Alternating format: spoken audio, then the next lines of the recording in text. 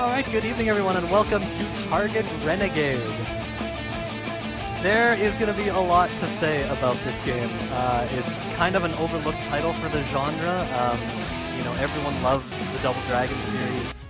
This game was made by the same company in another form, and it's very fun to play in a similar style. A lot of similar moves and mechanics, hearts to pick up for health, etc. If you've never seen this game before, what I want you to walk in with is two things in your head. I want you to imagine, first of all, the wrestler Bret the Hitman Hart has become a motorcycle enthusiast, and he's developed an obsession for cloning. Alright? With those two things in mind, we are ready. And by the way, yes, this is another fantastic game with Tim Fallon music. Enjoy. Timer starts when we gain control, and I will be starting the timer for this run. So it starts right here. So first of all, I'm reminded, I just ran Biobilly a couple hours ago, and the buttons are reversed. In this game, we have the B button for kicking and the A button for punching. Every enemy in this game, in terms of speedrunning, goes down faster in a different way. And for these Bret the Hitman Hart clones, we just have to kick them low repeatedly. Amazing that we can make a motorcycle explode with one dropkick. That sign back there, you see Ruddy's Cheese Emporium. I don't know who decided on that exact sign name for these levels. These guys do very little damage, so you can just let them come up close. The biggest problem with speedrunning in this level is keeping track of which enemies are targeting you. Typically there will only be one, sometimes two, that will actually come up to you and attack you. Sometimes you'll hit them once, and the system will change. The one you're attacking will walk away from you, and another one will approach you. And so you just have to keep an eye on which one is focused on you. Here, the one in front of me just seems to be staying, which is really cool. When an enemy moves even slightly horizontally away, vertically away from you, you can't hit them, because like vertical hitboxes in this game are paper thin. They're like 1 pixel thin. And this boss is no exception. So what happens is we take a swipe, and then we just move a pixel up or down to avoid his counterattack. He has 16 hits. We hit him in his, what they call, Achilles stomach, which you see at the bottom of the screen. And that's stage 1. And we will be fighting another one of him in Stage 2. More Brett the Hitman Hart clones, knock them off their motorcycles. 4 on the screen at once this time. And they just keep coming.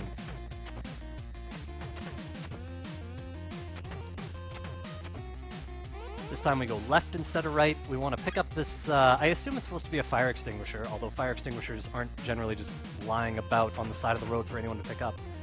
But we want to get rid of that, because if we don't, enemies can pick it up and throw it at you, and it can get a little messy. So it's best to just get rid of it. Here we use a combination of a low kick and a drop kick, which hits the enemy twice. That won't work the same way on Brett the Hitman Hart, so... Not sure why all these ladies who dress exactly the same want to fight me right now, but there you go. Apparently, I guess they're part of the group that's trying to stop me from rescuing my brother, my twin brother.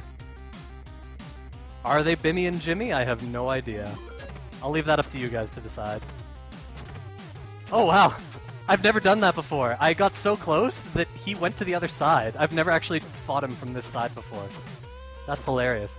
So he's like got an infinite amount of tires in one hand, and he's just throwing them at us. And if those tires hit, it's pretty catastrophic, but of course we just dodge them by moving 1 pixel up or down. That's all we need.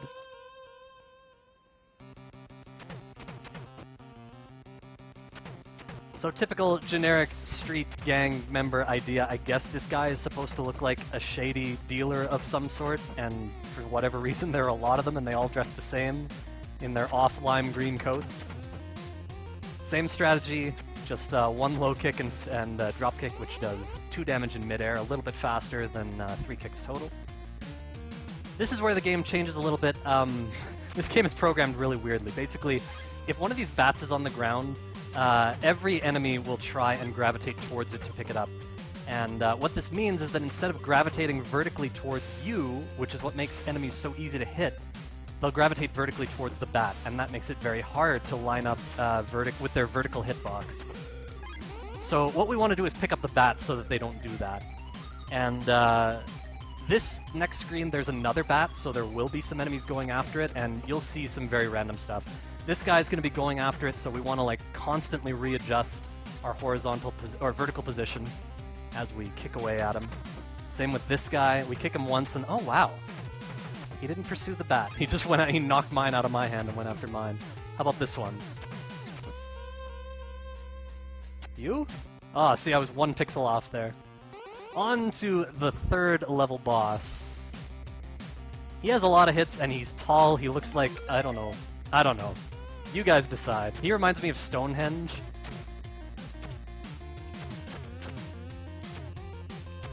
Just gotta make sure to avoid his punches and whoops. Hang on. There we go.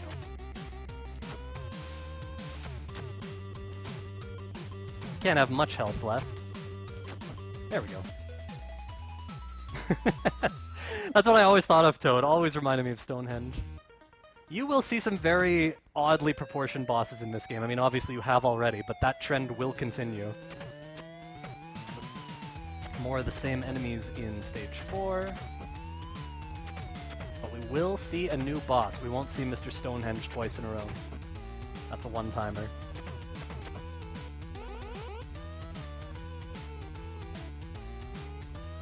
Here, I like to just take a knife from this enemy. For whatever reason, I seem to get better RNG when I take the knife, so I always just do that. Then we avoid the rest, but there's no health concern in this stage, and you can see that screen went really, really smoothly, so it didn't disprove my theory. These guys take 4 hits, so we start using the headbutts in close proximity. Headbutts actually do twice as much damage as a kick. It's not... Oh, wow, I got too close there. Hang on. It's not always viable to use headbutts against enemies, but they're going to come into play more and more as we progress towards the end. They don't really work when enemies are at the very top of the screen, though, so it's kind of going to avoid using them as enemies gravitate towards the north. This guy will just finish off like that. On to boss number 4, and it is another enemy that people think looks like a Cyclops. Oop. because when you hit her, just one eye gigantically gapes open. But yeah, we have to stay out of range of her punches. Basically, I like to kick. My kick stays out for a few frames, and I like to kick outside of her range, and then she'll walk into the kick and take damage. Seems to be sensible. Here we have to knock enemies off of skateboards. And then it's the same thing. 3 hits to take them down. There will be more skateboards. There we go. No problems yet. I'll pick up the heart just in case, because we started the stage with low health. That happens sometimes. But I'm not concerned about health at all in this stage. Really, I'm only concerned about health in the next stage. Position ourselves to knock both of them off of their skateboards, and they are surrounding me well. You'll see a lot of that in this game. The enemy AI has some really good ideas about surrounding you. I've been so focused on what I have been talking about that I've completely forgotten about the text hints at the bottom, which are either really obvious or just downright hilarious. Bang. That, I think, is the funniest sound effect in any NES game. You hit a trash can over an enemy's head, and it just goes bang. I love that. These guys also have 4 hits. I like to do 2 flying kicks. Nearly every strategy I use, I first saw Toad doing in this run. Toad, very skilled runner of this game. On to the Stage 5 boss, which is another duplicate. We get to fight the tall, muscular Cyclops again. Tall and muscular, but not nearly as big, proportionally, as the first and second stage boss. Snacks time, except unfortunately they're closed. Oh yeah, Foxy Roxy, I forgot about the name. So we started with full health, so I'm not worried about this stage at all, but these enemies are some of the trickiest to handle swiftly. We'll see what happens here. They're not giving me any trouble yet. Oh. We've barely taken any damage here. And that was really quick. So all is well. Let's move on. More of the same on this screen. Pretty much just want to isolate and handle enemies one at a time here. And not take knives, but sometimes they spawn at inopportune moments and just throw away. I think more green jacket enemies coming up here. Those signature off-lime green jackets. And I will pick up a heart if I see one, because we're coming up on one of the most dangerous boss fights. We're going to be using some risky fighting techniques for speedrun tech. We're going to be using the headbutts up close. Takes 3 headbutts or 6 kicks. We're going to try the headbutts. Now these guys kind of look like 2 babies, one standing on the other's shoulders, dressed up in massive tuxedos. So far the headbutts are working well. You can see we got a little punch there. That was good. Good safety. Oh, there we go. You know what? I'm going to pick up this heart just for the sake of the next stage. And it looks like this is the last one, so I'm just going to give him 6 low kicks and we move on. On to the final stage! We have full health, so again, I will fight aggressively here. This is dangerous because there are no continues if you die in this last stage. And it is possible to get punch-locked by these guys, so I have to be very careful with my timing. But so far, all is well. Whoop! I went right through there.